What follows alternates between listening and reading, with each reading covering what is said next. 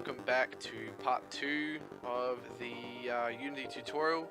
So now we're going to go into a little bit of details on Unity and using the Unity editor. So I'm going to go ahead and I'm going to launch Unity and I'm going to create a new project. So we'll go ahead and do that. So when you open Unity, you won't have any of these projects, you'll just have blank. It'll probably ask you to sign in. You don't need to. You will need to activate your license. Yeah, it'll bring up something like this and you just click work offline. So we'll go new. Name your project something useful. Let's just go with demo project. Let's stick it there. We'll go for a 3D project for the moment. Asset packages. Unity comes with a bunch of useful asset packages that you can import into your project. You can import them later or you can import them now. Just if you want to add some more tools to your project, you can import packages. Anything you download from the Unity Asset Store, they come in the form of these Unity packages, and you'll need to import them in your project if you want them to work. Okay, so here we go. Now, if you notice, my window is, this should be the default setup of Unity. So here we've got the hierarchy. So this will display everything that you've got in your scene. So we've got a little light here, we've got a main camera, we've got some tabs here, similar to internet browsers and stuff like that. So the console here will log in the errors that come in our project. You can switch between info, warnings and errors. We'll learn a bit more about that later. Here is the assets. If you right click show on Explorer, you can bring up all of your assets and everything. If you right click and go create, you've got a bunch of folders, C# scripts, shaders, sprites, whatever you want. All tools at your fingertips right here. Okay, so I don't know if this setup might be what you might have, but I've got the asset store here, so I can pretty much just pull out a shot from right under my desk, and there you go. Yeah, that loads up the asset store, pretty neat. I've got the lighting here, which in new in Unity 5. You need to go window lighting for those who come from Unity 4.6. You got the animator, we'll go into that a bit more later as well. Got navigation, occlusion, and yeah. Okay, so let's go ahead and create a simple project. So we'll want to go game object. I'll run through all the tabs here. So we've got file, which comes with all the it comes with all the file options for your project, so you can save your scene. Actually, we'll save the scene. Just call this test. Now we've seen a little .unity project pops up there. You can open new projects, build settings. You can build your project. Unity is great because it supports multiple platforms. And if you watched episode 1 and you saw me install the Android build tools, I have access to the Android build tools. I've got Android ADK installed on this computer, so I can build that. There's iOS, tvOS, Tizen. I don't even know what Tizen is. Xbox, PS. Wow, Windows Store, WebGL. It's nice. It's pretty good. So if you want to build your project, you can just click build, and yeah, it opens up a new file, and it's pretty cool. If we go to edit, these are all the if we select an object, you can go edit, undo selection, or we can go duplicate and play the scene. Pretty cool. Assets, you might want to get familiar with this menu quite quickly. You can create new things here from the assets menu. Importing packages is done here with assets import package. You can also export packages by selecting items and going export package, and it will export that item, and it will also export all of the dependencies. So if you export a I don't know, a prefab or something, let's go 3D object cube. Okay, and I create a sprite square. let's go to paint.net and just create a quick texture. 16 by 16. This is my favorite colors.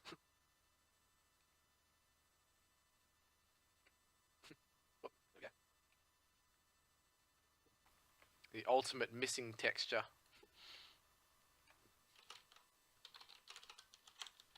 Whoop. Great keyboard I got there. Okay, so this is a sprite. Textures and sprites are two different things. Oh, actually, that's a texture, yeah. Okay, so if you notice back on the menu, there was an option for creating a 3D and a 2D scene. The difference between 3D and 2D is you would go edit, preferences, 2D. We want to go to, where is it? I think it's under,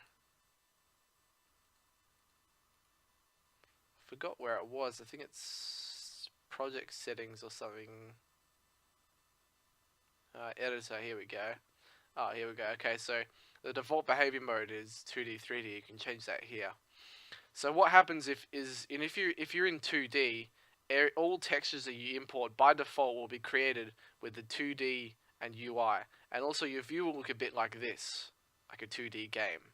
It makes it easier to drag sprites on and do all this kind of stuff. It's pretty cool. Yeah, we'll be doing a 2D project first later on when I do a bit of a demonstration.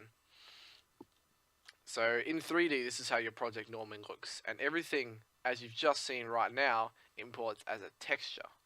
Now the difference between textures and sprites is that textures can be dragged straight on, and it creates a material. You get this little folder here that pops up. I'm just going to keep the material there so everything's visible.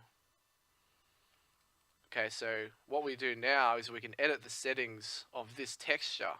So let's turn off the filtering and override that and turn on true color. Now what I've just done is I've turned off the anti-aliasing on the image. So now you get this pixely border on the edge of the texture. This is suitable for games like Minecraft and stuff like that. If you're trying to make a mine clone or something, that's fine, it doesn't matter. Compressed kind of speeds up the loading of the image, but it might distort the colors a little bit.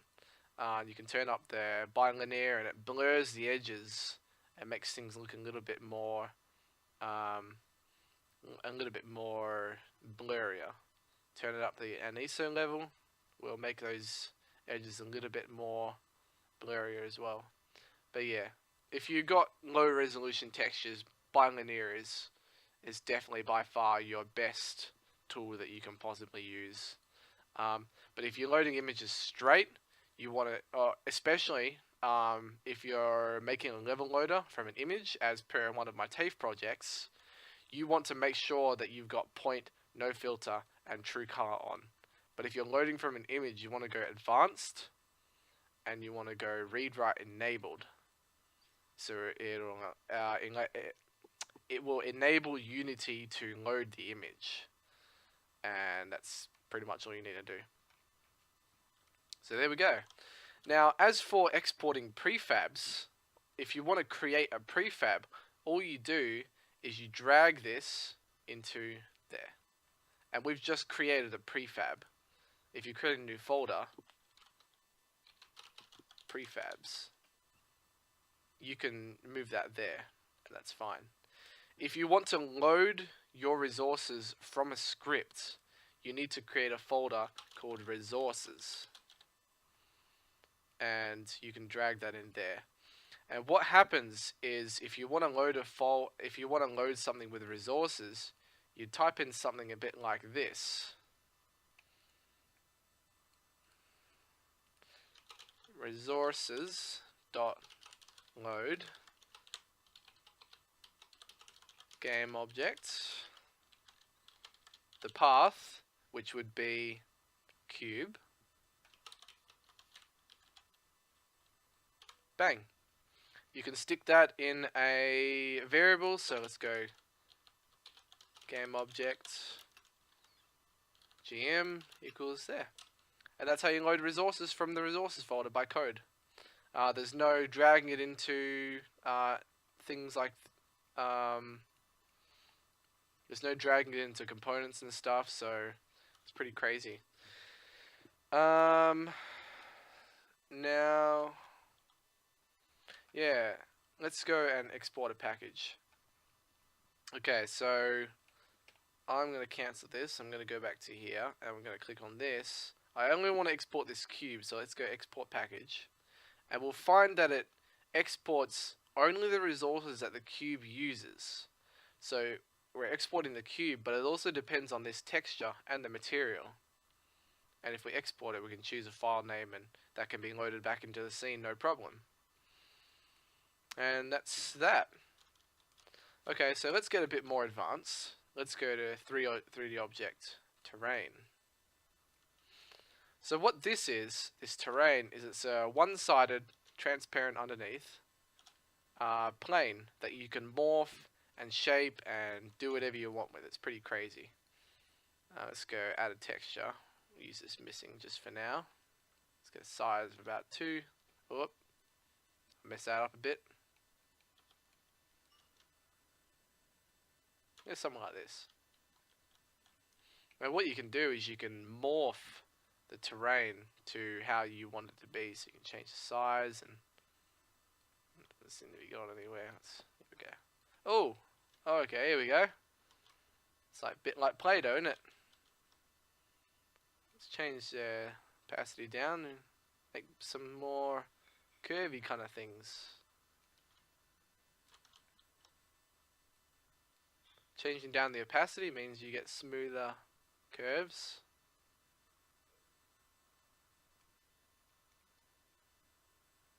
And there you go. Pretty cool stuff. There's lots of tools you can do with this. If you find the now depreciated terrain toolkit, you can start generating random terrain, and it gets pretty crazy. Or you can write your own, and you can mess with the height maps and stuff, and yeah.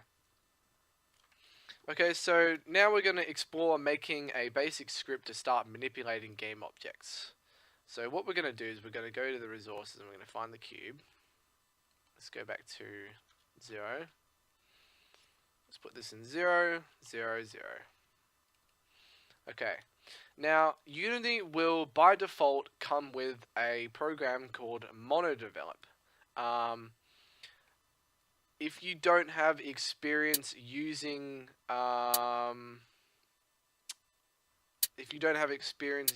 Visual Studio, I would recommend you use Monodevelop. You can usually find it should be under Unity. Where are you, Unity? It's probably under Program Files. Unity. Here we go. Monodevelop. So here it is. This is Monodevelop, and it brings up a window that looks a bit like this. Well, when it decides to load, it takes quite a long time to load.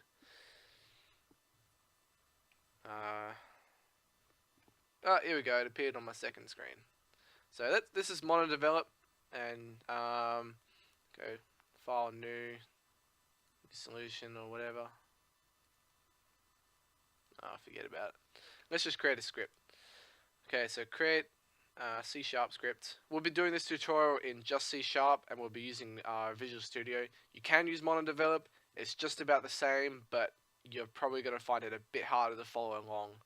And yeah, let's just call this test script. Okay, so here we go. We've got Unity that's generated a bit of code for us. So let's go double click this. It's going to start up my copy of Visual Studio. And yeah, it's a big stretch.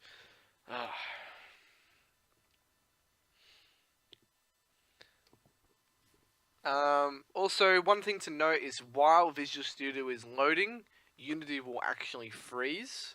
So make sure you keep checking back to Visual Studio if your project stops responding. It could be there's a dialog that's popped up in Visual Studio warning you of something. So yeah, it could be anything.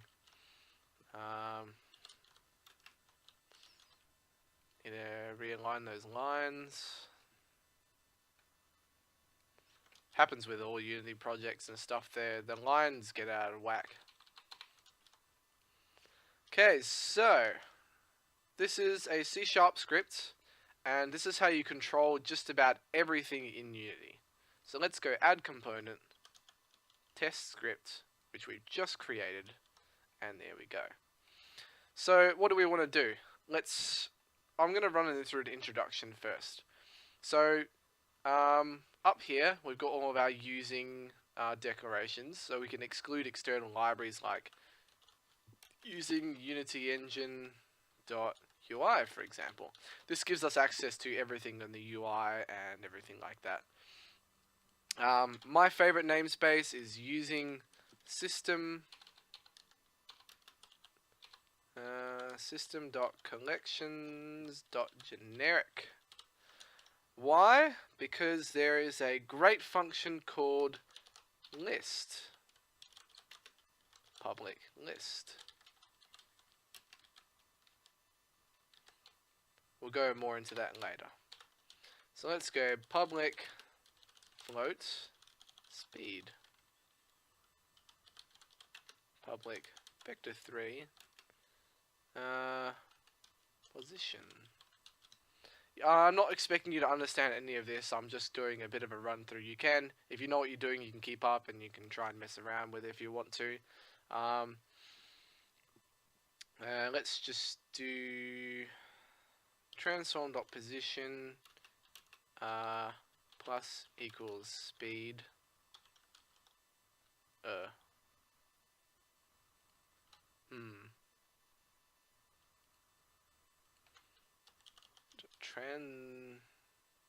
Translate.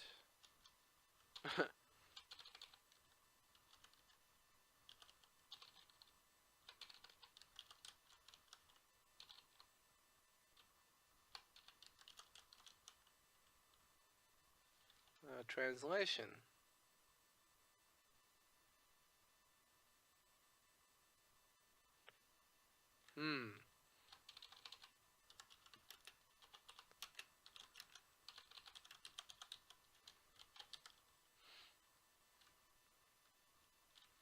Okay, let's just do plus equals position, because I've got a vector3 there anyway. And times speed, or something like that. Time dot delta time. Okay, so what we're gonna get, because these are public variables, these will show up in the editor here. If they're private, by default, if you don't put this public, they're also pretty much the same as typing this, and these are private. In the next video, we'll be going more into what these are called access modifiers. We'll go into more detail.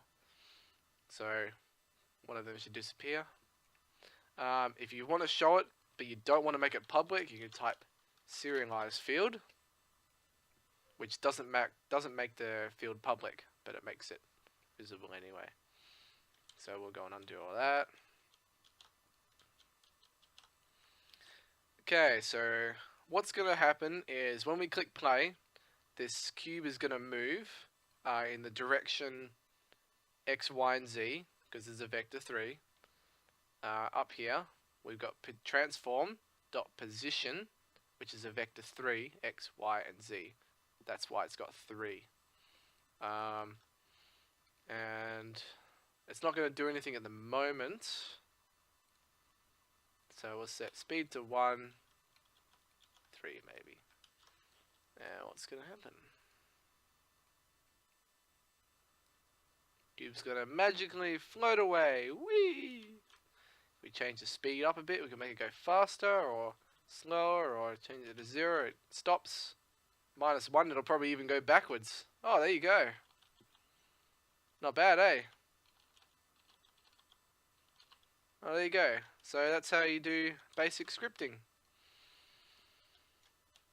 Okay, so yeah, we can access a lot of other things here. So if we go to, if we create a public mesh renderer,